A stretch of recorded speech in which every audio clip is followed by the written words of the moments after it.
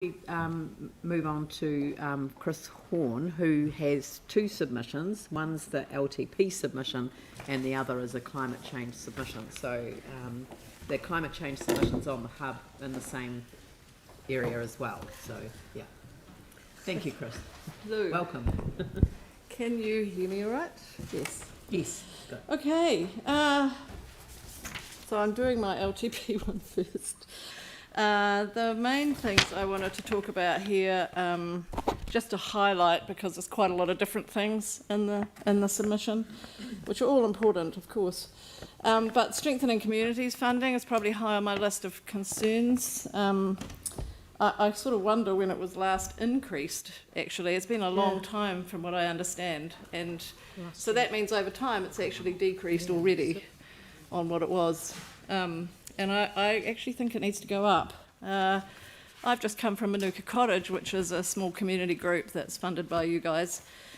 And I've dealt with, you know, everything today. I've cooked lunch for 25 people. I've dealt with 3 homeless people and trying to find them some help around the place. We've had a mask making group. We've had a single dad who came in looking for company. We've had couple of new older women who've had a bit of a hard time recently and have just turned up and needed a bit of connecting in. There's a lot that happens in community groups and communities, and I think, you know, you really need to fund us. I could say the same things go on in Horswell all the time. So that's really important resilience work, and we really need that work given the whole climate change thing, given the sorts of issues that we've had to deal with in the last decade, for example. The second thing I want to talk about is the major cycleways, and I would say please, please, please keep them as a really high priority. I use them constantly, and one of the women that came into the hub today is kind of finding it hard to get around in her car because it's costing her a lot, and she doesn't have much income.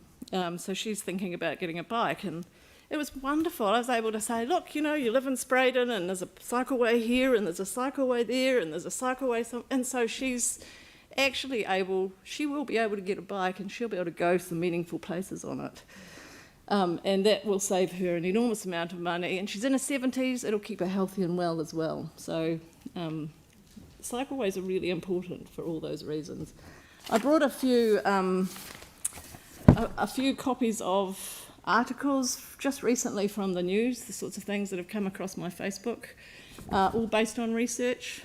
I've only got 3 things, so I'll just leave them here and you guys can have a look at them for those who haven't seen them, because I know some of you will have seen them.